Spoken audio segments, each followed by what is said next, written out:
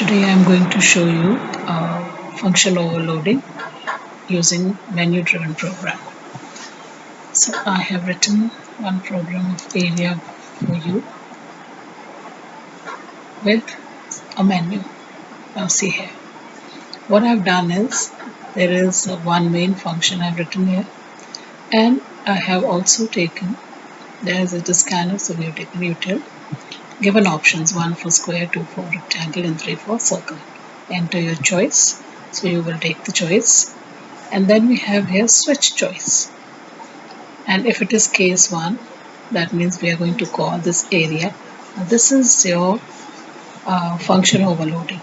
3 area functions but different parameters. One is integer, one is 2 integer, one is double. So this is for square, this is for rectangle, and this is for circle. So how many total functions we have in this program? There are 4. One is which is going to call all the other 3 area. Now this is the choice. In the choice you will give either 1, 2 or 3. And suppose you give 1. So you will switch choice. Suppose you give 1 area and you are passing 5 as a parameter. I am giving here directly values. If you want to give these values through scanner, then you can write another line here. Like suppose I am just going to write it as a comment. See, I write here int, let's say a is equal to s dot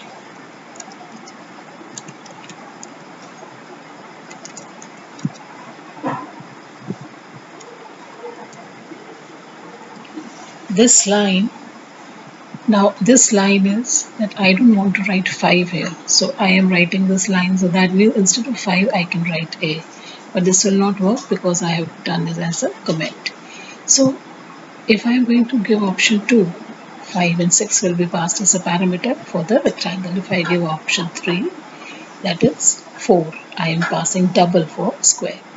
Now if I compile this, let's compile. No syntax error, we are going to close it and right click on this.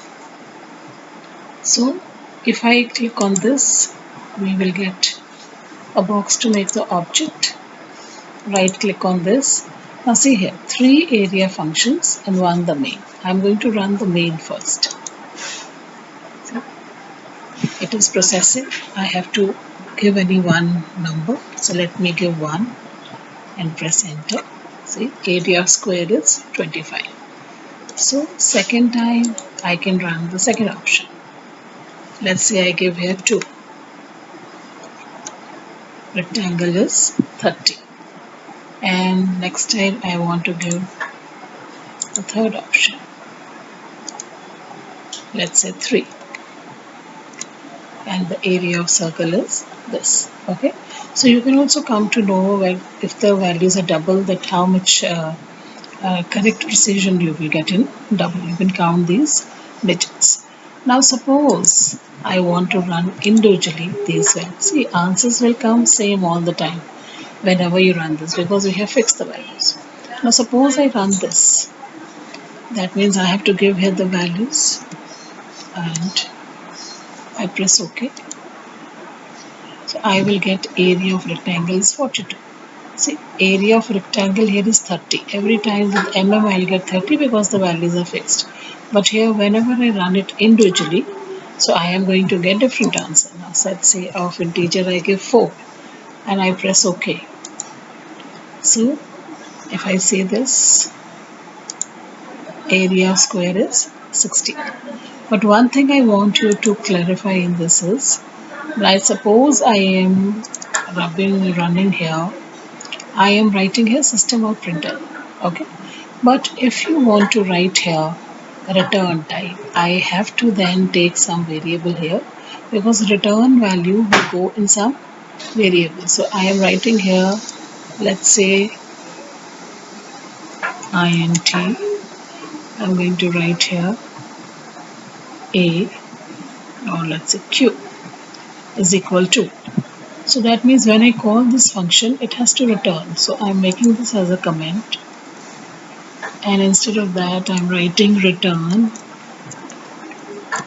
answer. Okay, and this answer will go now in queue.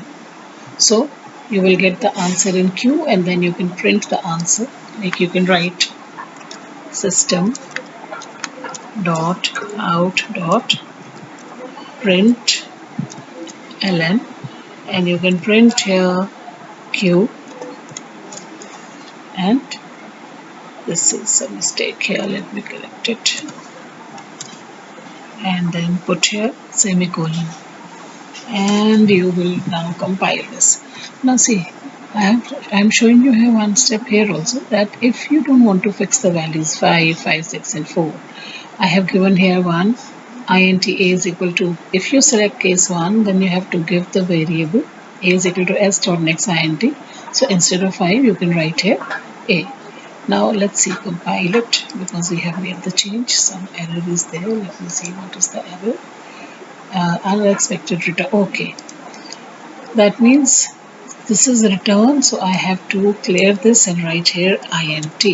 Now it is going to compile, close, make the function. Okay, and I am going to run this int. See, 6. I will get the answer in the return box because I have written return. Now suppose I write here mm, and I am going to clear this first. I run it again. Let's say mm. It's already program is running. So reset it. We are going to make the option again. Okay, and then mm, and press 1 and enter. I'll get answer as 25. Okay, so this is how we use this function overloading with menu driven program. Hope it is clear to you. Thank you.